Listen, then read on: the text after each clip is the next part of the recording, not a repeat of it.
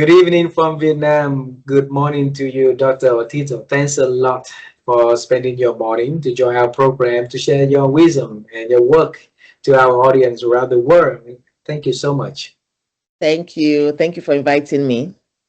Hey, and you haven't been to our country, and so if you decided to travel to Asia, to Southeast Asia, make sure you shout out to me, and we'd love to see Okay. you in Vietnam. Okay? Okay. Okay. Thank you. Yeah, and so Yeah. you have some Vietnamese friends over there, Yes. and our culture is very honored if we can have you to share a little bit about who Dr. Otito is and the work that she's doing to our audience, please. Okay. Okay. So my name is Otito, as Ha has said, and I am Nigerian by birth, but now a United States citizen. I live in the Northeast of the United States. I'm a college professor by day, I say, but by night, a lot of things, including a published author. And I kind of help people in terms of getting their work out into the world. So that would be my short sum of that. Wow, you have a journey beautiful from the pharmaceutical lab into the university rooms, the Mhm. ballrooms, and you introduced to us in less than a minute. Do you know that? That's not fair for our audience. So this conversation Okay, we can have live here. I'll go back. So I'm a pharmacist by training as well. Uh-huh. And my PhD is in pharmaceutical sciences. So I went on to do a postdoctoral training sponsored by the government in the south of America. So the south of the United States. So that was in Tennessee. And then that training was in pharmacogenomics. So if you ask me what pharmacogenomics is, it's kind of how we study people's individual response to drugs based on their genes. And so after that, I came and I started my academic work. And I've been doing that for a decade now. But in the process, like Has said, I became a board member for the American College of Clinical Pharmacology.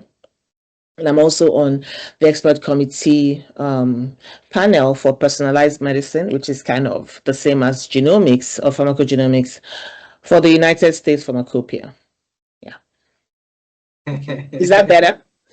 It's better. But I'm gonna travel time with you to know more Okay. why you're doing this. Okay, so how does time Okay. travel sound to you? Sure. I love Uh, time travel. so I'm rewinding the time here. Okay, Yeah. Yeah. when I was little, I grew Mhm. up in the middle of Vietnam, a city called Da Nang City. So it's a Okay. city where a lot of wars happened right there. So Mhm. very small, very poor, and I grew up in the poor family also. And one night we had electricity. The next night or 2 nights we did not have electricity. So basically at night it's dark, right? Mhm. And when when we can see the moon, and my first dream about my world and the thing I wanted to do so bad when I grow up is to become an astronaut and fly to the Mhm. moon, right? Mhm. And life did not give me any opportunity to do that, Dr. Tito. Except Yeah. that the past 4.5 years, we've been interviewing a lot of astronauts. And we're Mhm. lucky enough to interview the youngest man who ever walked on the moon. And Okay. he's from Apollo 16. Okay. Uh, so if we travel time, Mhm. would you tell us what was your first dream about the work that Dr. Atito is going to do and offer to this world when she grow up? Mhm.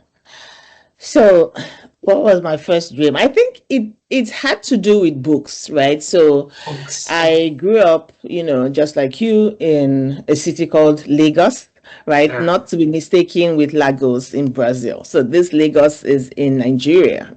It used to be the capital city of Nigeria until um, it was moved to the center of the country, right? Geographical center in 1991.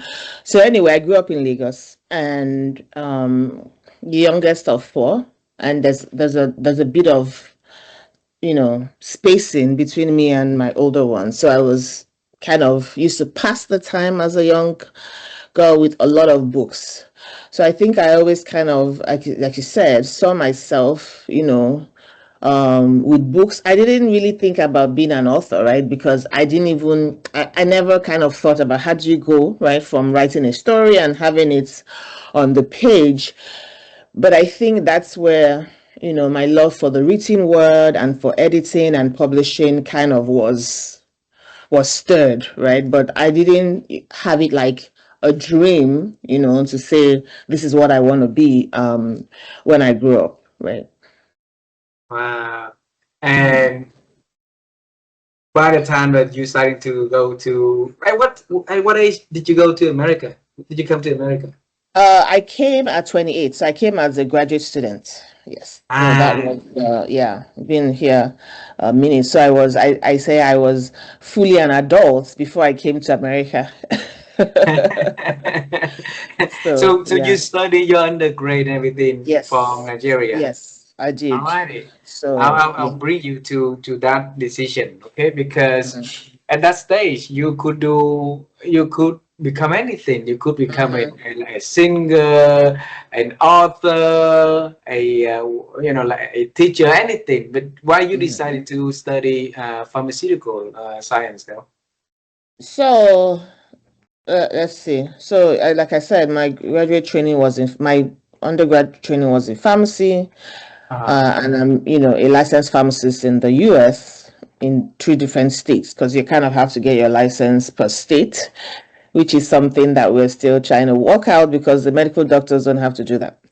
uh, But then, when I was back there after my undergrad, I actually did not practice pharmacy for the first 3 years. I went to a consulting company because I've always been a person that tries things, right? I kind of, I have almost like an adventurous spirit in that way. So I said, let me go see what the world outside of pharmacy, was and kind of how to work in that space, right? But looking back now, I can say that compensation was also a part of it, right? Because, in West Africa, generally, the medical professionals are not paid as well, right? For all the money, for all the work that they do. So for me, it was a very clear, way of just saying, let me go see the work that they do outside of this to see if I would like it, and then, get paid appropriately for it. So I did that for 3 years, but all the while I kind of knew I wanted to do graduate studies. I was just enamored because I remember I saw a packet that somebody was holding, and it was about, these were the times when they used to send the brochures. They would send the colleges in America would kind of send it. So I saw somebody holding the one for Rutgers University. So Rutgers is the State University of New Jersey. And so I was like, wow, this is, the pictures looked gorgeous. I mean, that's one thing about the United States. Marketing is, very well entrenched, right, in here. uh-huh. So I was like, wow, okay. So I kind of read through their programs. I said, I would like to do this, right, because it's adjacent to pharmacy. And so I started to apply. And I remember I was applying from even my first year of working, but it didn't, work out the first year, the second year, the third year. And I remember saying to myself, like, if I apply this third year and it doesn't work, I'm just going to continue, in my job and see where it takes me. But it so happened that it worked, right? And it worked. I got the admission with, like, a fellowship to go with it. So with a fellowship, you're just meant to focus on your studies and not do any other thing, right? As Uh-huh. opposed to being a graduate teaching assistant. So I didn't have to teach for quite a few years. I just was, focused on my studies to make sure that I kind of met the requirements of the fellowship, which I did. So that's kind of how that happened. And the university I happened to go to was Temple University, the Mm. Commonwealth University of Pennsylvania. So, close enough to Rutgers, but it wasn't Rutgers, and which is good, right? I kind of liked Temple a lot. Ah. So yeah. Mhm.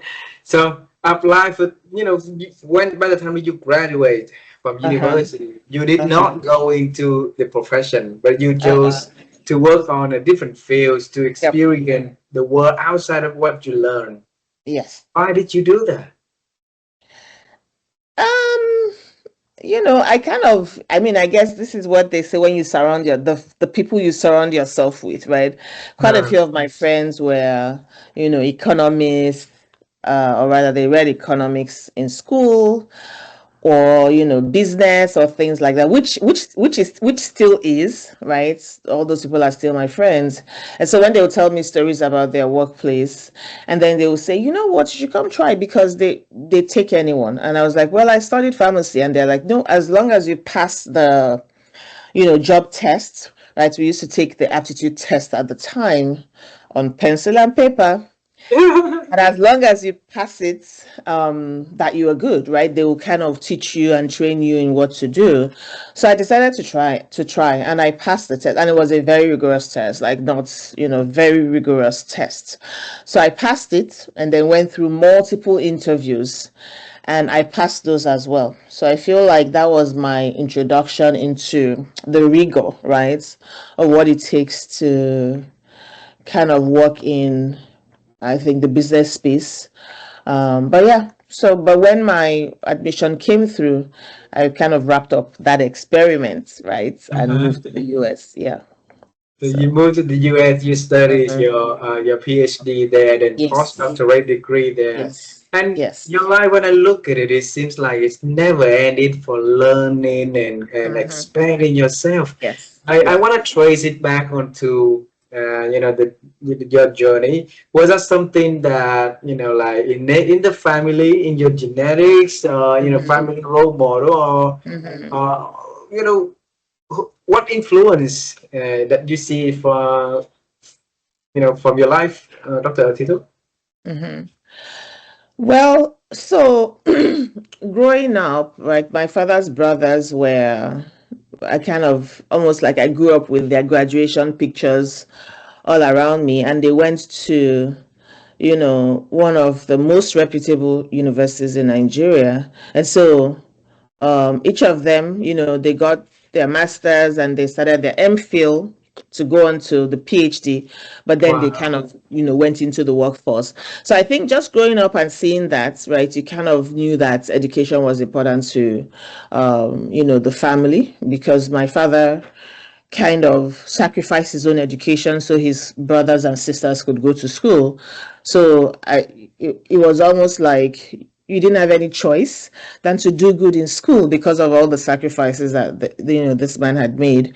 And so he kind of put us in really good schools. I feel that was the edge that we had. But I say to people, none of those schools came easy. We had to take the entrance examinations and, pass and then apply, to go to the schools. It wasn't that your parents just took you. These were called unity schools in Nigeria, and you had to take an entrance exam, national entrance exam, and then you're kind of, rated among your peers and all of that. So we did that, everyone in my family. Hmm. Um, for high school, we call it secondary education in Nigeria, and it will be 6 to 12. If I look at the American system, like you go from 6 to 12, so we were there for 6 years, and then after that, everyone went to the university. Ah. So it was almost like a given, right? It was almost like once you got on the path of education, you kind of just took it because that's what the country, you know, kind of set out for people. But then at the university level, you had to also take entrance exams. Like you had to take like a matriculation exam, and you had to have a certain criteria cut off in order to be admitted into the university. So again, every one of us went through that process, and then my siblings, one of them went to medical school, the other went to do food science and technology, and then the other one went to do management, right? I would say business management. So I was the only one who kind of chose pharmacy, even though my parents wanted me to study medicine, but I kind of was like, no, I cannot do that. The most I can give you is pharmacy. Why did your parents want you to go to medicine? I think it's just the way of, that generation, right? It's almost like you had to be a doctor, a lawyer, or an engineer, right? It's kind of those three things. I don't know why that is the case. I think it's just, when you talk about social cultural perspectives, right? I think that that kind of played a huge role, right? Everyone wanted to be the father of a doctor and all of that. And so I remember when I then got my PhD, I told my father, I said, well, you have a doctor. It just did not happen the way you wanted it to happen, right? Yeah. Yeah, it's beautiful. What did he say when he had it? When I said that, no, he laughed. He laughed. He kind of laughed because he knew, right? He really, really wanted me to study medicine. And I said, I kind of knew then, I said, I am not going to be able to study this. I will probably flunk out. So let me go to where my strengths are. And I think, and one of those strengths was chemistry. I loved chemistry so much. I still do, I kind of feel. And I felt like in medicine, you had to kind of focus on biology. Not that I did not like biology, not that I didn't do well in it, but I think I've always leaned towards go for your strengths, right? You kind of like a strengths-based thing. You kind of will do much better if you're leaning into your strengths than trying to overcome weaknesses, right? I've always had, I think that philosophy, in life. So yeah. So if you good at chemistry, then you could have becoming a like chemist, a chemical engineer. So so the pharmacy part, yeah. why? Just dive in quickly a little bit, yeah. Yeah, so back then I told you that they kind of almost like placed you on a path.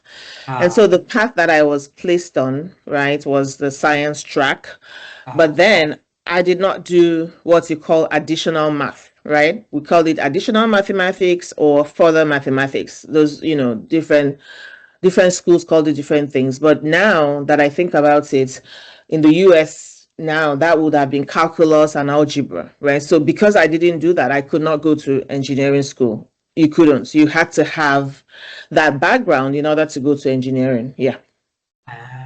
Okay. If you had that background, would you think that Perhaps, you yeah, perhaps so life has it magic to move yeah, you to a yeah, different direction? yeah. But I think back now and I wonder why we kind of broke that apart, because when I came to the US, I had to now go back to, entry level, like, what's it called, like undergraduate level calculus, because I then needed to, raise my skill level to what was required in the US. And so, I think back and I'm like, I don't know why they made it optional, because it was optional, right?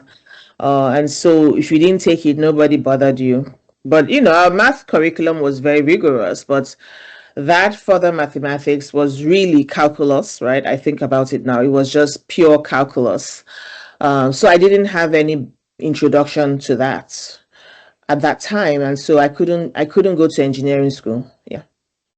And then if I look at what you've been doing up until today, right? You keep adding new responsibility, new hats onto the work to wear on every day, right? So how could you balance time, balance your life to add on additional responsibility to add value to others? Yeah. So, well, I mean, a person outside may look at it as adding on, but I know that with the adding on, there are certain things you have to give up, right? So, I don't, there are just certain things that I don't do in terms of, what's the word, trying to be everything, right? I don't necessarily, I would say, over volunteer, right? I kind of know, I kind of have a bit of boundaries, right, around time outside of work and all of that. And so I think that helps me a lot, right, in that sense. So, yeah. So thank you so much for not saying no to me. So no, I love talking with people. Remember I said, strengths. So this is one of the things that I really enjoy, because I feel like every time you have a conversation with somebody, right, you're able to see almost like into their soul, their thinking, and you can hear the things that are not said, right? So I kind of always appreciate, right, having a conversation with people, because again, that's how we learn more about the world, right? In that sense. And for me, the fact that you were in Vietnam was like, I've never done this before, so let me try it. Remember, I said I always kind of, try things, right? So, yeah. So I think it Wow. was serendipity that kind of brought us together. I think it was through Mira, right? Or Mira Branco. I remember. Yes, I think it Mira was her Branco. boss. Yeah. Yeah. So again, Mira was somebody I met through the Society of, Psychologists in Leadership. And she and I too had a conversation in March, a very wonderful conversation that is, on her podcast. And we've kept in touch since then, right? I feel like Mira and I have been in the same society. If she didn't interview me, I would not have known her. And now I know her, and now I've been exposed to people in her space, right? Or introduced to people in her space, through so many mechanisms. So I think it's wonderful, just me as a person, right? Wow. Um, Before we go next, I'll share with you a little bit about our platform. So my wife and Okay. I, we founded a platform called helloNEWNESS. Mm-hmm. And so we want to promote the idea of newness and its benefit to other people. And the reason for that is the more we interview amazing people around the world. When we first started this project, everybody that we knew said that this is a stupid idea, don't do that, it's a waste of time. And that is the creation of our newness. Mm-hmm. Like we say, okay, if you don't Mm-hmm. think that we could do that, and you are at the leadership level, how can we role model for the next generations of what Yes. we could do? So we're entering into the newness and to do this. And little to what we know, now we interview people, over 1,200 people in 100 countries Wow. and 7 continents. And we Wow. applying for the world record for that as a podcaster. And Mm-hmm. at the same time, if we look at the amazing people that we interview, they Mm-hmm. are always ahead of the change curve because they're very Mm-hmm. proactively seeking for Yeah. new things, new Yeah. ideas, new Yeah. conversation, new Yeah. people. They look at the old thing that they have at hands in the new lens to see things that they didn't see before, and that newness in you, like you met Mira in your network, then you expand it to Mira's network. You open yourself up so that you talk to two strangers or strangers from Vietnam and to see Mm-hmm. how this conversation will Mm-hmm. lead you, right? Mm-hmm. And so if you look at newness and its benefit that happening to Yeah. your life, Dr. Yeah. Otito, share with us a little bit how you feel about newness and its benefit in your life. Well, I could go all day. So I'm a very, curious person, I would say. Like curiosity is one of my, you know, strengths, right? If you take the VIA Institute of Character, they talk about your strengths, right? So love of learning, curiosity, some of my top strengths. And so because of that, I'm not a person who kind of shies away from, like you said, new experiences, new things. And so I think I didn't mention this at the beginning. Part of the new experience was going back to school for organizational psychology. So I'm an organizational psychologist. And it's because, when I started working, I kept seeing so many like practices in the workplace. And I said to myself, what is going on, right?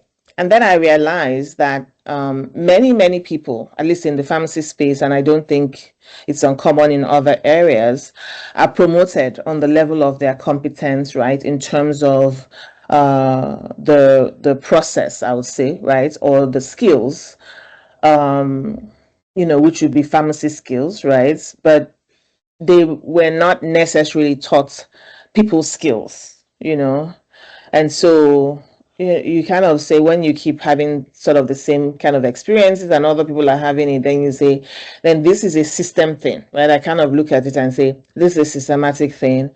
And I felt like I had to go learn more about workplace behavior, and all of that. So that's what took me back to school. And I really love that field because I feel like I've always felt, even before I went to back to school, that organizations are like systems, right? They're like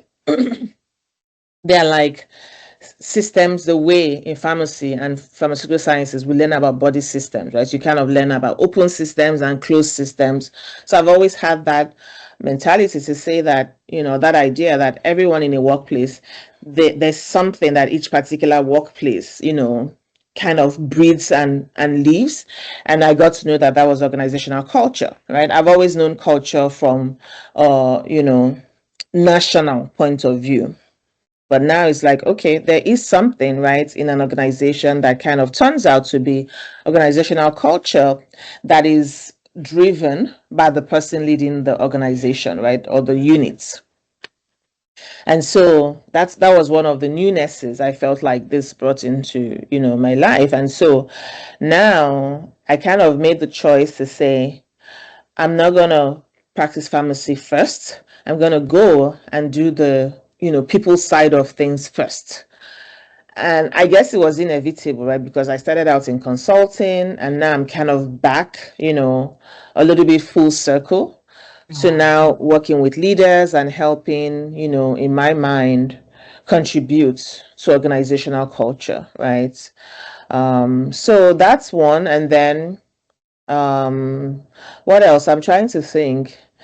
Then in the idea of books, I said, when I was young, that books were just a thing that I was introduced to and I fell in love with. So I also exposed myself to newness through books, right? I read quite a bit, let me put it that way. And so from that perspective, be introduced to so many new ideas. I would say that. Yeah. And then from that newness, how did it lead into writing your book?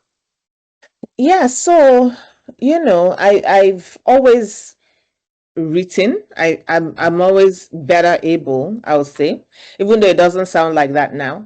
I feel like I'm better able to express my thoughts when I write them down.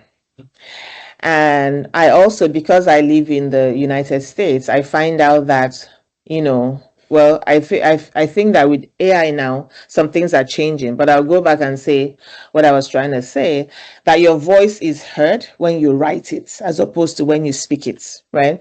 So just from a, systems point of view, again, right, I felt like, okay, if I want my voice to be heard, then I have to get really good at writing, which sounds funny because, writing is not a voice, but it is. It's a voice. It's a way that you communicate something out into the world. So, from that perspective, right, I kind of felt, okay, what are some ideas? What are some things that I've gone through, some things that I've seen that I want to be able to put out into the world? So this book is not my first book. I actually co-wrote a book with my, spouse in 2022 on, just like marriage and kind of how to thrive, right, in a growing marriage. And so this then was my sole authored work, I would say. And yeah, it took almost 2 years to get to the point of putting the book out in the world, but it was a good experience, right? Because I learned so much about the writing process, the publishing process, even though, like I said, I help people get their works out in the world. So I knew what it was to be able to publish, but doing it yourself takes a different meaning. Yeah. And so exposed to that. And then obviously the research that I had to do for the book was very, very enlightening. Very, very. So, yeah. So your first book is about marriage. Your second book Yes. is about belonging, right? Belonging. So Yeah. the works you do is everywhere and everything. Now the books you wrote also from different topics is also newness right there. So if you go solo and you can write anything about the, your experience, why belonging? Well, so, I feel like when people maybe look back at their lives, right, from a narrative writing perspective, right, leadership narrative writing perspective, you might see certain themes, right? And so for me, the theme that I kind of was able to, kind of look back, because I was a looking back in order to come forward in this book, was this idea of belonging, right? I felt like there were many spaces that I went into that I wanted to belong, but still felt like I didn't belong. And that may have started out because My father worked in the aviation industry, so we moved quite a bit. I don't think I went to the same schools, you know, when I was younger. We kind of moved quite a bit. And so, from that perspective, I didn't have, the attachments of childhood, right? And so Mm. you're always trying to, come into a new space and meet people and, be friends with people. So, now that I'm grown, when I hear people talk about, oh, my elementary school friend and all that, I cannot remember anybody from elementary school. Like, it was just like, what happened in those 5 years or 6 years of life, right? I cannot remember anybody. I tell people this, and it's almost like, how did that happen? So all of that, I think I only started coming into my own in, secondary school. And so, even in that secondary school, it was a girls only secondary school. Mm. Now, if you know anything about, women, you know that clique forming is, forming of cliques is kind of almost like the socialization of women. Mm. And I'm not a person who does cliques, right, in that sense. And so from that, it was almost like you're also on the outside looking in, right, when people are forming, these pods and all of that.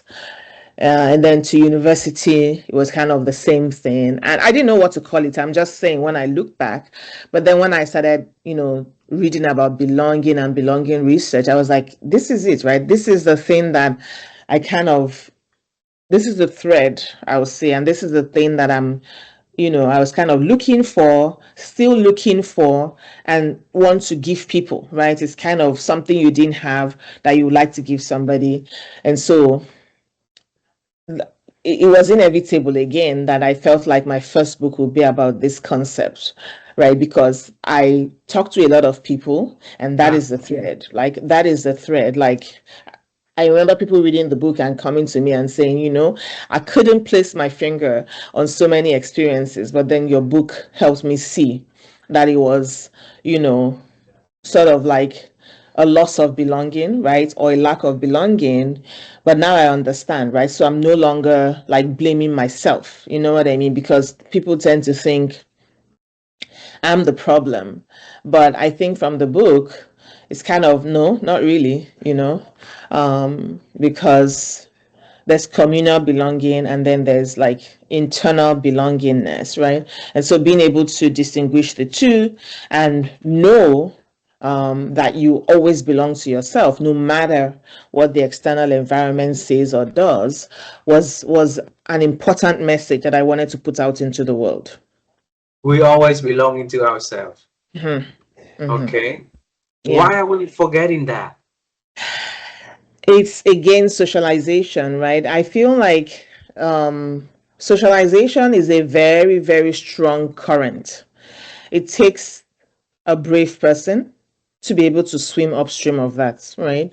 And it's not to say you're going to throw away all any social, mores or norms.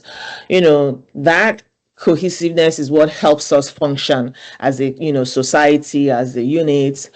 But then it's almost like people don't now then um what's the word, critically examine it, right? I would say you don't critically examine it, you just kind of go with the flow.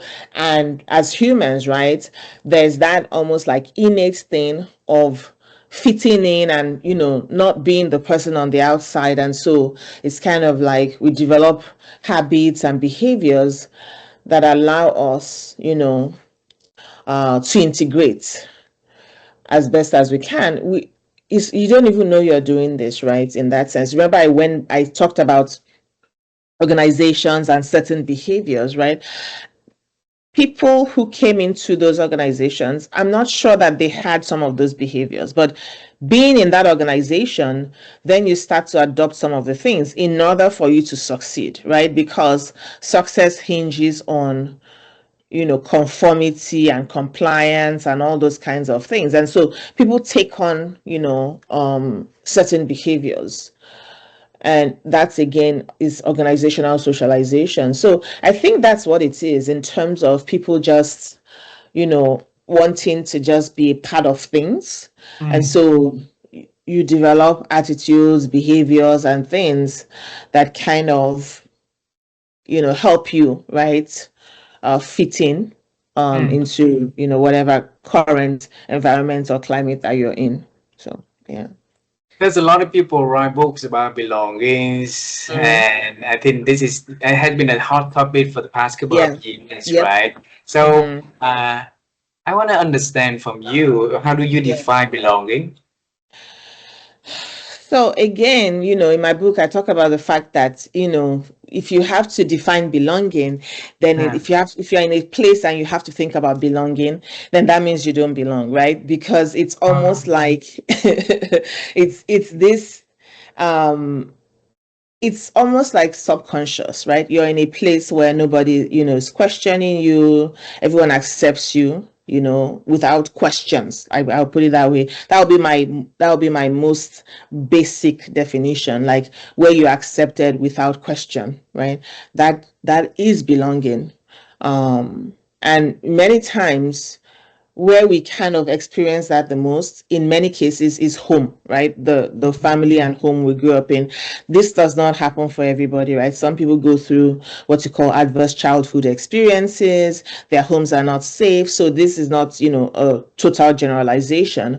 But when you think about it, that's the first layer that people have of belonging. You're born into a family, and I don't know, in Vietnam, you all how the society runs. But in Africa, especially in West Africa, we're collectivists. So you're born into a family, right? You're born into a clan. You're born into this identity ship, right? From birth.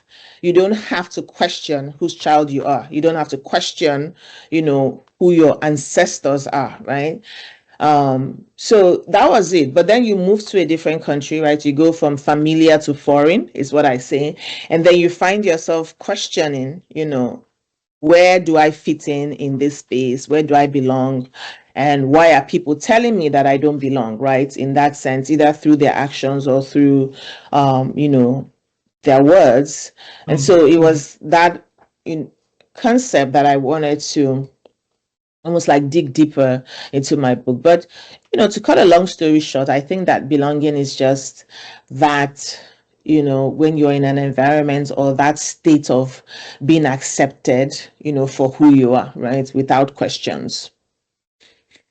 So that if I want to go into that stage, right? Mm-hmm. And earlier you mentioned that we always belong to ourselves Yeah. also.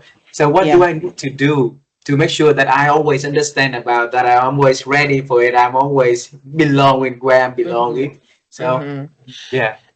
I think one of the first things is acceptance, right? To be able to accept yourself at whatever stage of life you're in, right? Knowing that, this concept of becoming, we're never always just it. There's growth, right? That we can, get into. And so one of the first things I say to people, to kind of not learn how to belong, but to overcome, right? That belonging question is to realize that you are who you are, right? You're going to accept that. And then on the basis of that, it becomes easier, right, to find environments and places and people that accept you for who you are as well, right? So, yeah. So we accepting we are as who we are, right? Mm-hmm. And I think that part for me is not hard. But the Yes. part for us to accept Mm-hmm. others who they Mm-hmm. are, because there's Mm-hmm. so many different people with so many Yeah. different backgrounds, so many Yeah. different Yeah. things. So it's really hard for us to really Mm-hmm. open ourselves up and accepting Yeah. everything, right? So Yeah. what can I, as a leader, Mm-hmm. do to first for myself to accept other people who they are, Mm-hmm. and to create the environment that Yeah. welcoming others who they Yeah. are. Yeah. I think one of the things that I talk about in the book is the concept of cultural intelligence, and I'm a cultural intelligence, certified facilitator. And what does cultural intelligence mean? It's just the ability to work effectively with people from other cultures. And one of the first things, one of the basic foundations of cultural intelligence is, excuse me, is knowledge, right? cultural knowledge. So that's the first step, right? I can't, if I find you strange, or if I find the things that you're doing strange, it might be harder for me to accept. So I need to go into the baseline of knowing more about you, right? So this kind of conversation we're having now, right? We've kind of talked about our own cultures, talked about, growing up and all of that. At the end of this conversation, I'll be more familiar to you than before, right? Before we started the conversation. And so part of it is just getting to know, the cultures of the people, right? No one is saying change yourself, but it's almost like, how do you take a step to kind of know, right, as a leader, the people on your team, who they are, what drives them, right, in that sense. And depending on the layers of organizational, I would say, hierarchy, the person at the top doesn't have to do this. Remember I said about subunits, but if you get into the culture of saying each subunit, get to know yourselves, and then maybe once in a while everyone then comes together on a larger scale, it makes it easier. And so one of the things that I would say is getting to know the person. And one of the ways to do that again is through shared experiences. Sometimes it may be food, sometimes it may be activities, but then getting to know people, it's almost like harder, right, to dislike them or to hate them, because now you know them as a person. You don't know them as a stereotype or an entity, right? You know them now as a person just like you. And so to me, that's kind of like the first layer that we have to put on or overcome in order to be more accepting of people, right? Because if you're more accepting of people, then you're going to create an environment naturally where they would fit in, right?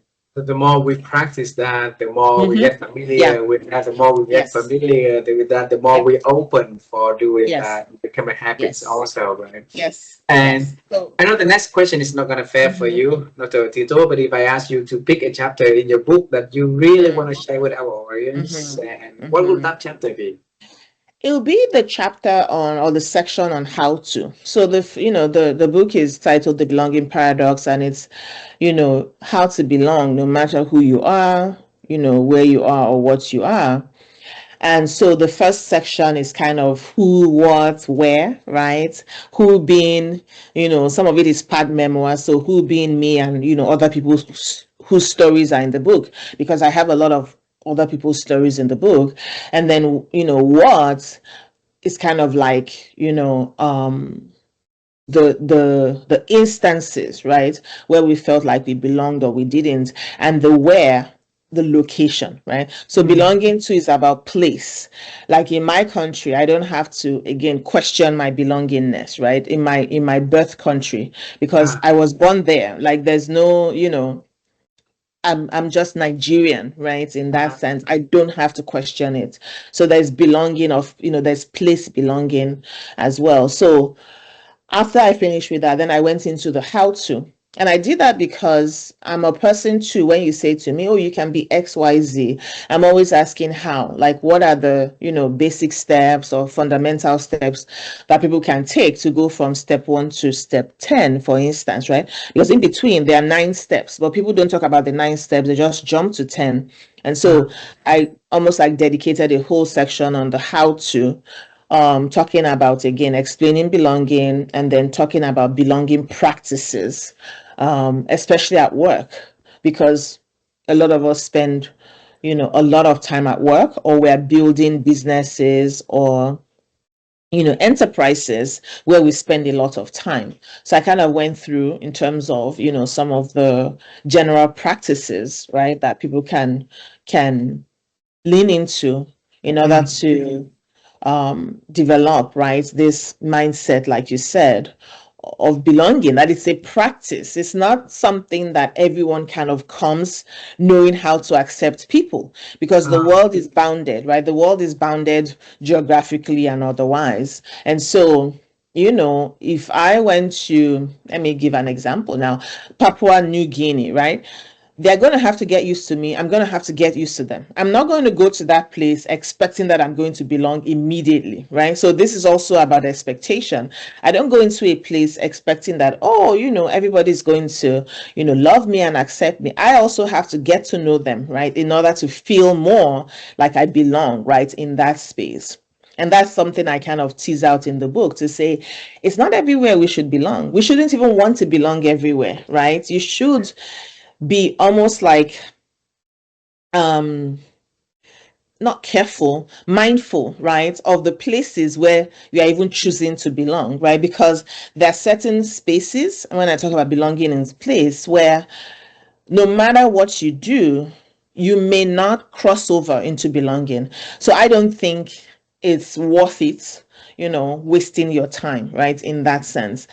Again, back to the strengths-based ideology, you want to go to a place where you can work with other people, right, on expanding belonging for others. Now, if I think about it, right, this is what missionaries do. A missional perspective. Like, you go into a place and previously used to be that you're trying to convert people into your way of being, but now, as a missionary, you cannot go into a place without cultural intelligence. You kind of have to know who these people are before you even begin, right, to have discussions about whatever you're in that place to do, right? And so, from that perspective, it's like, again, you have to work at it, right? You have to work at the belonging in that space because you chose to go there, right? As a missionary or as a missional person. And so, again, you may choose not to go, and that's okay, right? So we kind of have to be mindful of the spaces we are going into and our expectations of those spaces, right? If you come in with certain expectations that are not what's the word I'm looking for now, they're not practical, right? Then you might get disillusioned, and then you say, oh, I don't belong. I don't think it's that. I think it's that we haven't done enough studying, right, of the systems and the people in order to kind of be able to also practice, right, belonging, right? Beautiful. So it's all start with us. So be interested, be Yes. interested, start doing our work, right? When I look at the way you express things and the way you put on your books, right? You give people the bigger picture, then you start with the step by step. So it's a very beautiful way of thinking. And my wife and I, we always on the quest to help people to improve their ability to think, Dr. Otito, because there's so many things that distracting our thinking these days. Our thinking is like this, right? And so every conversation like this is a way for us to help people to improve their ability to think through what you share, through the books that you write, also through this question. And this, and Dr. Otito, how have you been growing your ability to think over the years? Through books, through exposure to different systems of thinking, right? Different ways of thinking. And I think that one of the characteristics, qualities of a growth-oriented person is the ability to almost like take 2 points of view and hold them simultaneously, right? You're not necessarily saying, I believe this, I believe that, but it's like, okay, these two thought processes are here, I can hold them and still hold my own, central thoughts, right? I don't have to be a person who is like, I'm not even going to go into that space at all, right? So I guess I'm talking about the concept of open-mindedness. But open-mindedness, right, with a caveat, because you're not going in there to be converted, you know what I mean? But it's like, okay, let me hear, what a person has to say. I always say you can take the message no matter who the messenger is, right? So that's kind of my philosophy. If there's a good message, you want to try to take it, right? Regardless of who is bringing that message to you. Yeah. Well, that's something that you you found out that mentality when you growing up, or was that something that you maybe you saw from your father, your mother, your brothers?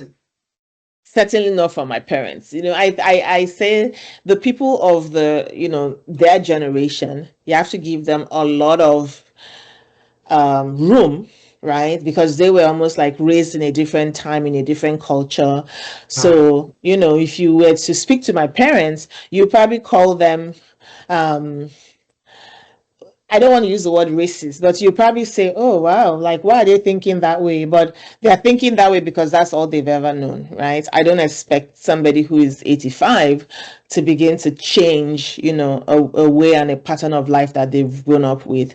But then I always say, like Maya Angelou said, that when you know better, you do better, right? So as we continue to know, with all the information out in the world, with all the, programs like yours and things like that, then there's no excuse to not do better, right? Based on the knowledge that you have. So that's what I'm going to say about that. beautiful. Two Yeah. last questions. Yes. One, we travel time to meet you when you were young. When you were Mm-hmm. little, and you say that you keep your father was in the aviation industry, so you keep moving, keep moving, keep moving, Yeah. right? And you did not have, solid friends at early age in time. So we're gonna go into your room when you were like, when you moved to a new place, maybe in Yes. school also. Yes. Yes. And that little Otito was, like have a lot of emotions because of the Mm-hmm. moving, because Yep. of change, right? And you Yes. and I enter into the room. You are going to tell her about her story of the future, about anything you can talk to that little Otito. So, Mm-hmm. what is that you're gonna tell her?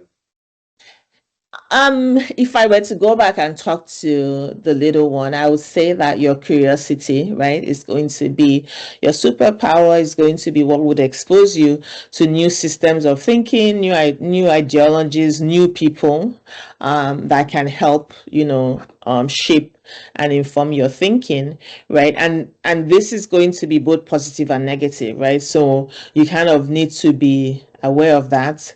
And as you continue to learn, then you realize, okay, people may be doing certain things, but they're doing it from their frame of reference and not from your frame of reference. You can always continue to expand your frame of reference as you go on, right? So that you can continue to practice the belonging that you so longed for when you were little.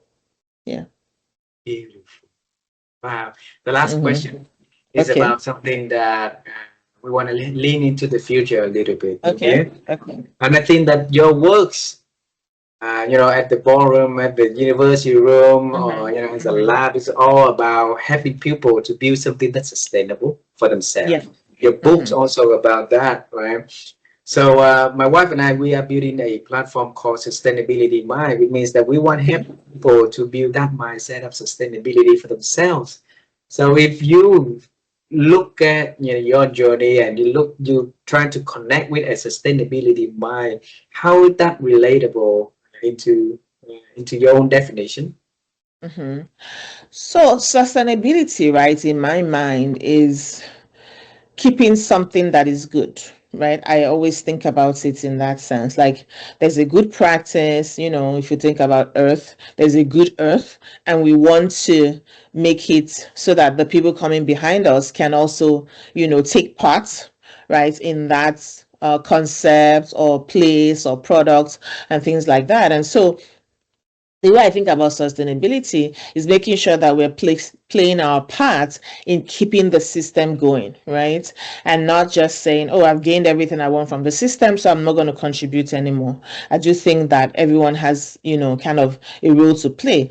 Think about it from a family perspective. Sustainability is making sure that your children, if you have them, right, are going to be entering a world that is better than the one you came into. So you're kind of sustaining, the family lineage. And so the same thing, right? Whatever we're building, we should build it with that in mind to say, if this work is good, then I want it to, keep going, and keep helping people along the way, right? Keep helping make people better. Wow. I have a Mhm. very beautiful conversation with you, this evening, Dr. Otito, and Yeah. I want to give you a beautiful hug from Vietnam. I'm We giving love you a you, hug from yeah, we here love too. you, and we look Yeah. forward for the Yeah. opportunity to see you in Yes, person. in Please say person. hello to your family, Yes. and thank you so much for spending your money to join and share your story with us. Okay. Thank you. Thank you so much. I've never been to Asia, so I'm looking forward to that. I know there's a meeting in Malaysia in 2027, and I'm looking Um, forward to that. And then maybe I'll use that, right, to kind of hop across please. as many countries as I can. Yeah. And So, yes, yeah. please. So let us know, and we would love to Okay. take you around. Okay. Okay. Okay. Okay. Goodbye, my Thank you friend. so much. Yes. Okay. Thank Bye you. bye. Yes. Yes. Bye bye.